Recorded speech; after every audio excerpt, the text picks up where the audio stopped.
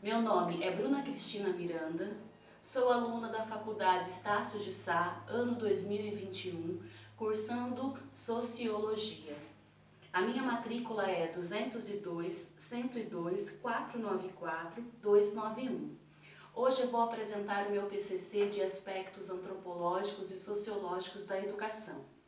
Eu moro na cidade de São Paulo, capital, e diante de todos os desafios que essa grande metrópole, nos traz, eu fiz o meu trabalho observando todo o contexto histórico deste local e as consequências de toda exploração e de toda desigualdade social e o que isso implica na educação. E também trouxe um pouquinho da realidade desse ano de 2021 com essa pandemia do coronavírus. Então aqui está o meu trabalho e no final eu deixarei as considerações e as fontes das pesquisas. O Brasil é um país onde as desigualdades sociais, culturais e educacionais são um grande desafio a ser superado. Desde o início da colonização pelos europeus, vivemos em busca de uma transformação. Somos uma terra única, rica em recursos naturais e de uma biodiversidade ainda desconhecida e que chama a atenção de todo o mundo. Os indígenas, os verdadeiros donos desta terra, tiveram seus povos, cultura e história anulados. Foram explorados e enganados, sofreram violência e sua cultura foi reduzida a uma cultura inferior.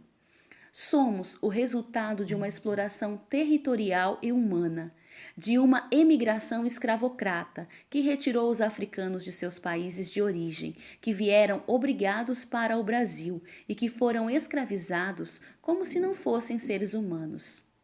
Ideologia esta, fruto do etnocentrismo. Os africanos que aqui habitavam também foram reduzidos a uma cultura inferior, obrigados sob forte violência a trabalhar para enriquecer a elite que praticava inúmeras formas de exploração. Temos um contexto histórico cheio de conflitos, de lutas de raças e classes, ao qual sempre um dominava e o outro se submetia à dominação, e como resultado à exploração. Ao lançarmos o olhar sobre nossa história, existem vários fatores históricos que implicam até nos tempos atuais nas condições sociais da população brasileira. Somos um povo que ainda busca por sua identidade nacional, um povo miscigenado que luta por melhores condições de vida e oportunidades. Atualmente, os negros e os indígenas sofrem preconceitos em relação à sua raça e cultura, e a luta por direitos e reconhecimento são muitas vezes pautas de grandes debates. O poder público já formalizou várias leis de proteção e direitos, mas isso não significa que sejam cumpridos.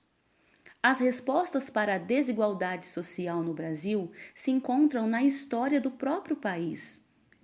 Como um país explorado pode promover a justiça social? É diante deste fato e desta pergunta que vamos refletir sobre o sistema educacional do Brasil. Nossa história, marcada por poder e dominação, não nos permite ser positivo quanto ao resultado da educação no Brasil. São Paulo é a maior cidade da América Latina. Ela foi palco de grandes acontecimentos históricos, de crescimento populacional e econômico. Pessoas de todos os lugares do país aqui migraram em busca de melhores oportunidades. Nesta grande metrópole habitam ao mesmo tempo ricos e pobres, habitam no mesmo espaço, a classe dominante das suas altas janelas, e elas observam a classe dominada em seus barracos. As oportunidades não são as mesmas, os recursos não são os mesmos e, consequentemente, o resultado nunca será igual. No Brasil existe a educação pública e a educação privada. A educação privada é um privilégio da elite, enquanto a educação pública é a única opção para a classe dos mais pobres. A justiça social se aplicaria neste contexto se ambos sistemas educacionais compartilhassem dos mesmos recursos, mas o que vemos é a grande distância que existe em educação pública e educação privada.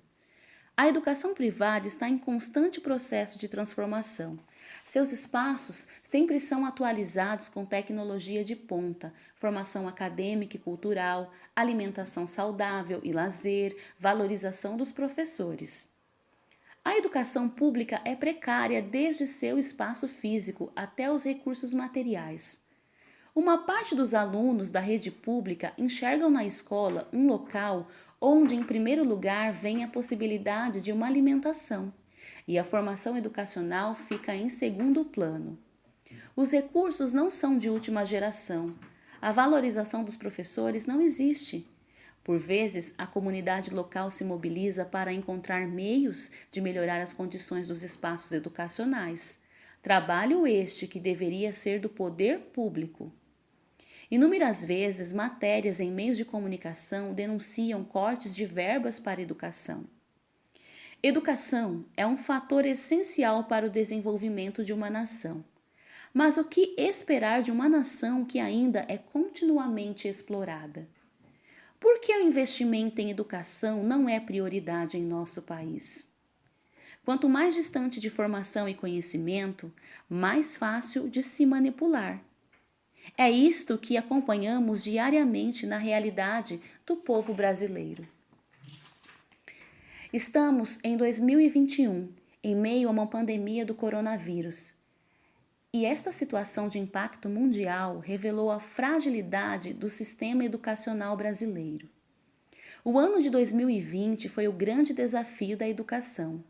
Os meios de comunicação foram os recursos mais explorados para que a escola chegasse até o aluno.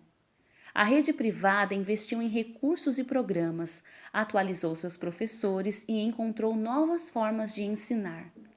A rede pública se deparou com a escassez dos recursos, a falta de tecnologia, a falta de acesso aos computadores, tablets e celulares. Os recursos de rádio e TV foram utilizados, mas será que eles supriram todas as necessidades? Alguns lugares remotos e de difícil acesso não têm rede de internet. Professores que abraçaram a causa se dispuseram a levar o material impresso até a casa destes alunos. Século XXI, o século em que sempre se falou em evolução tecnológica, se revela ainda cheio de lacunas para situações em que as injustiças sociais se fazem presente na vida de muitas pessoas. Esta conta não é de soma, divisão ou multiplicação. Esta conta é de subtração. A classe dominante sempre vai multiplicar, sempre vai somar. Já a classe dominada sempre subtrai até mesmo aquilo que não tem. Os resultados serão avaliados no futuro, assim como até o presente momento os resultados da exploração histórica ainda se refletem em nossa sociedade marcada pelas desigualdades sociais. Ainda não compreendemos que a transformação só será possível quando a valorização humana estiver em primeiro plano. A educação transforma a sociedade, mas uma sociedade que não reconhece esse caminho como um direito, como um dever e como uma ponte, jamais chegará à revolução das ideias, à revolução dos direitos e à revolução das oportunidades. É necessário escrever uma nova história ou será necessário buscar um novo fim?